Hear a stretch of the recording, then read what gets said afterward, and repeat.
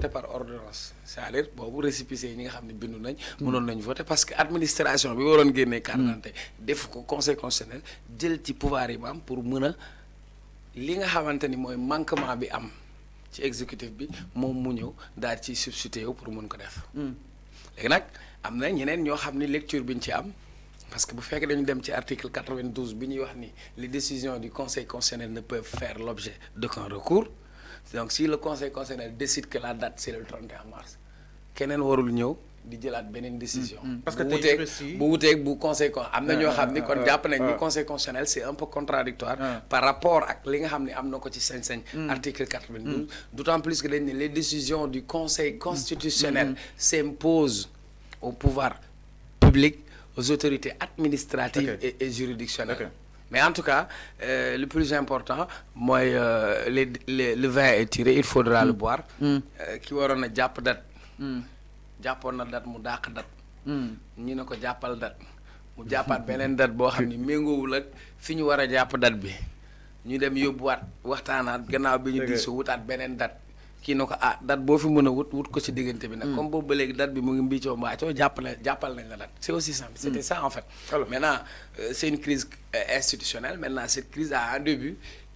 lan moo ko déclenché parce que le président à un moment donné il a pris un décret donc loolu moo indi toute cette perturbation bi nga xam ne moo nekk dans le processus électoral maintenant comme le conseil constitutionnel n'est pas dans une logique de reprise du processus électoral à zéro de reprendre non il est dans la continuité du même processus électoral donc su fekkee ne jour de campagne yi 21 jours la wala nekk sur le code électoral donc là on va s'adapter par rapport à ça c'est-à-dire ci koor la ñuy voter ci conditions yi lay mel voilà alors dina ñëw exactement sur de conditions donc Ali du côté de la régie ñu amaale li nga xam ne que moo di la décision justement du conseil constitutionnel de l'autre côté ñu daal di koy li nga xam ne que moo di xoolandoo par rapport ak li nga xam ne itam yëkki na ko alors tey pas mal si ay juristes tey jàppoon nañ li nga xam ne que moo di le président Macky Sall dafa woon daal di war a mën a conformer wu ak cette décision li nga xam ne que moo di du conseil constitutionnel donc mi ngi noonu le conseil constitutionnel mu daal di ñëw directement si day ñeex li nga xam ne que moo di paragraphe mu ne en conséquence c'est par application des décrets numéro 2024 690 numéro 2024 091 du 6 mars 2024 précité discutant pour l'élection du président de la République se tiendra justement le 24 mars prochain donc fait à Dakar le 7 mars par le président de Mamadou Badio Camara. léegi ci li nga doon lire ñëwal rek ci 3e paragraphe ainsi le conseil constitutionnel comme indiqué dans sa décision numéro 6E 2024 du 6 mars n'a exercé ses prérogatives que par substitution fi mi ngi justifié wu li tax mu jël en vertu de son pouvoir de régulation afin de pallier l'inertie de l'administration et de satisfaire à l'exigence constitutionnelle de la reprise du processus électoral interrompu en vue de la tenue du scrutin avant la fin du mandat présidentiel donc en termes clairs mu ne conseil constitutionnel ci dogal bi mu jël le 6 mars deful lu dul li nga xam ni mooy sañ-sañam ngir toftalu wala remplacer ci kaw loolu mu ngi sukkandiku ci pouvoir bi mu am de régulation afin de pallier l'inertie maanaam inertie mooy administration boo xam ni deful cëram comme absence boobu am na kon mu am na sañ-sañu ñëw def ko mooy inertie et de satisfaire surtout nag li ko waral sax mooy ngir ñu matal exigence constitutionnelle maanaam constitution bi li mu santaane ci de la reprise du processus électoral mooy ñu jëlaat processus électoral bi nga xamante ni woon dañu ko arrêté woon en vue de la tenue du scrutin ngir ñu mën a def élection bi avant la fin du mandat présidentiel laata mandat président bi di jeex mandat présidentiel kañ lay jeex le 2 moo taxoon conseil constitutionnel inertie administration bi carence boobu moo tax moom en vertu de son pouvoir de régulation et de l'exigence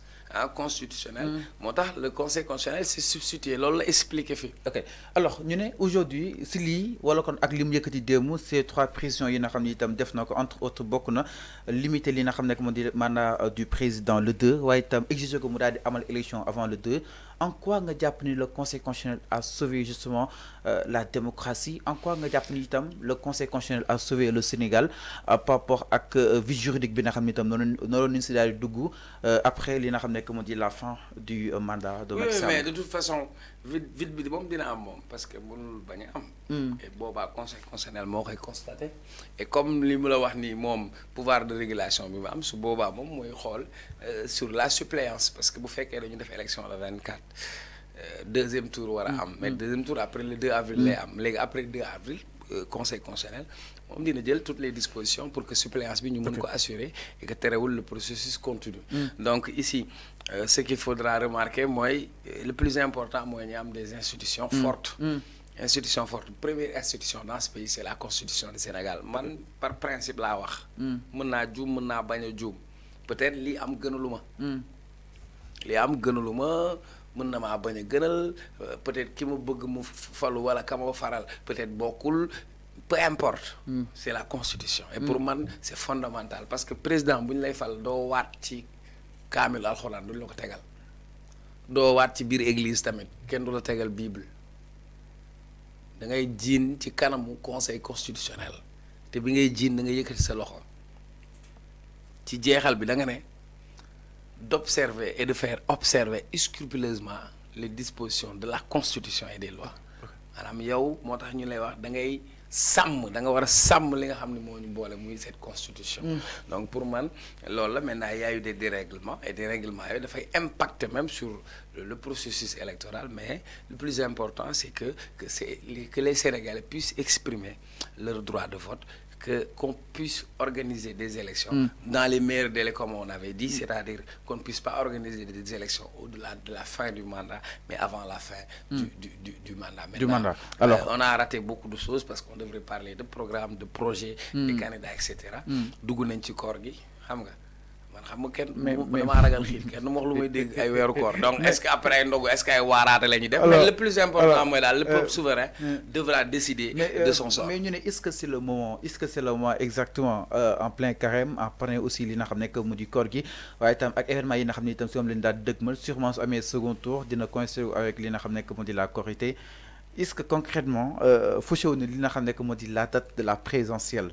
Oui, mais c'est-à-dire ñu fausser ko ñu bañ ko fausser la constitution c'est des règles qui sont là. On est obligé de nous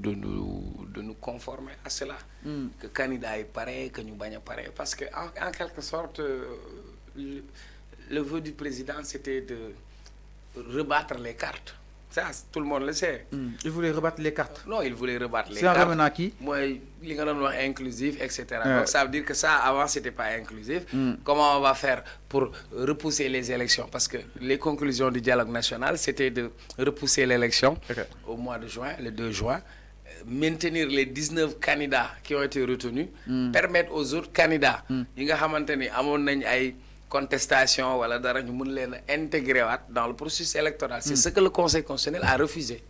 Les candidats spoliés. Oui, les candidats spoliés, réintégrer dans le jeu électoral Karim Meïssa Wade, réintégrer Ousmane Sonko parce qu'avec cette loi d'amnistie, Ousmane Sonko retrouve tous ses droits civils et politiques. Ça veut dire il peut voter, il peut être élu. Donc le deal bi ñu tegoon mooy le 2 ñu def ay élections yoo xam dañ ciy boole ñoo ñëpp ñi nga xam ne beddi woon nañ leen ñu boole leen conseil constitutionnel nag mais moom loolu mënul nekk parce que dogal bi wàcc na ba pare. mais conseil constitutionnel en fait sa position dafa xaw a li nga xam ne que moo di surprendre ñu ñëpp par rapport ak li nga xam ne itam ñu ko defee xew.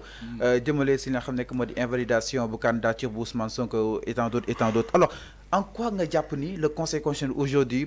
bañatul dara digganteem moom ak ki nga xam ne bañatul ñàkk dara noonu laa ko mën a tuddee digganteem ak ki nga xam ne moo di le président Macky Sall est-ce que nekkul si accusation yi nga xam ni itam tuumal nañ ko ñaari juges yi moo waral li nga xam ne que moo di jamono ji le conseil constitutionnel jàpp ni dialogue ba la fa doon waxtaanee da nga ko doon gën a foncé wala kon da nga ko doon discrédité allant dans ce sens le président Macky Sall aussi jàppale gi nga xam ni itam jëm na ko jàppale PDS par rapport à li nga xam ne que moo di à ces accusations tey est-ce que tey possible gënul pousser le conseil constitutionnel tey mu am benn li nga xam ne que moo di ton bu dur bi ak ki nga xam ne que moo di Macky. waaw man gisuma ton bu dur parce que. ton mooy li ngay wax donc pour man il y a la forme maintenant dans le fond qu'est-ce qui s'est passé. mën nga ko analyser neneen. C'est-à-dire c'est la confrontation. Oui, mais c'est-à-dire la présidence et les sages. Les pouvoirs doivent collaborer. C'est-à-dire aujourd'hui mën nañ dem feneen mën nañu bañ a pare crise institutionnelle bi parce que pouvoir bu nekk am nga un moyen. pour arrêter l'autre parce que mooy li ñu doon wax dans l'esprit de la séparation des pouvoirs on parle de il faut qu'un pouvoir arrête le pouvoir. Et ça, le Conseil constitutionnel a arrêté le président Macky Sall. loolu mooy cet équilibre des pouvoirs pour mu am pouvoir bu nekk am nga benn moyen c'est par exemple je donne un exemple le président bu constater une crise institutionnelle. am na lu ko constitution bi jox comme cëram article 52. donc mais est-ce que su jëloon par exemple article 52 pour tas institution yi est-ce que du beneen coow du ko ci mamb par exemple xam nga loolu am na mais on a remarqué sa volonté exprimée d'arrêter à la fin de son mandat quand son mandat arrive à terme pourtant am na prérogative boobu beneen bi par exemple mën nañ xëy suba ñu dem assemblée nationale député yi porté ne dañuy créer cour constitutionnelle par exemple su boobaa le conseil constitutionnel sera dissous mais su boobaa on va encore entrer dans une impasse de crise et de crise maintenant pour mettre fin à cette crise il faut qu'on aille vers des élections et je crois que là le président n'a pas voulu foncer dedans et dès l'instant qu'il a dit que moom li mu jàpp mooy le 2 dafay arrêter son mandat après voilà mais c'est une crise boo xamante ni elle a été créée de toutes pièces donc là on s'est retrouvé dans un chamboulement inédit une situation exceptionnelle je rappelle que bii mooy 12e élection présidentielle au Sénégal bii lañ jël ñu aj ko kan moo ko aj benn moo am décret je rappelle que Sénégal kenn rek moo am décret lu tudd décret muy président de la République moom rek moo ko mën a jël ministre rek maire préfet arrêté rek la ñu am donc moom bi mu jëlee décret bi toxal mbir mi lii yëpp moom moo ko ci indi maintenant laajte bi nekkatul foofu laajte bi lan moo war a loolu mu def ko c'est ça le vrai débat pour man. Alors, peut-être l'ingis, moi, il y a l'accusation des juges du Conseil constitutionnel par le PDS, ou Moussa Kouan, il y a une enquête. Mais quand même, par rapport à que la dissolution. Longue gis. Ak warde ni biñu wax. Pour moi, loolu lay la rek c'est-à-dire dans le jeu dafa am lu leen rëcc quoi. C'est-à-dire candidature Bassirou Diomaye Faye bi mbetteel la moom moo chamboulé tous les plans du régime en fait parce qu'il s'attendait pas à sa candidature soit validée par le Conseil constitutionnel. Okay. Voilà, c'était ça en fait. Parce qu'on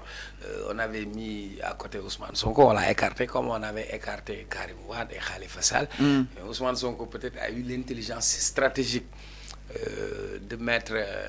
un joker, 2 jokers, 3 jokers parce que dañ doon pousser dans la communication. Il n'y a pas de candidat de substitution, il n'y a pas de remplaçant, plan lañ am mais après ils se sont avec un plan A, B, C. Maintenant plan boobu rëcc parce que da nga doon dégg ñu naan la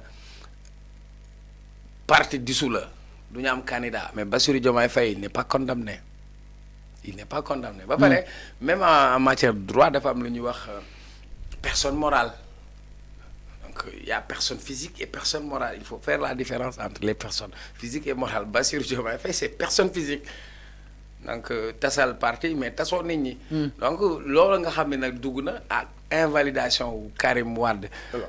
loolu dafay changer la donne politique. Et quand ça change la donne politique, c'est ce qui a poussé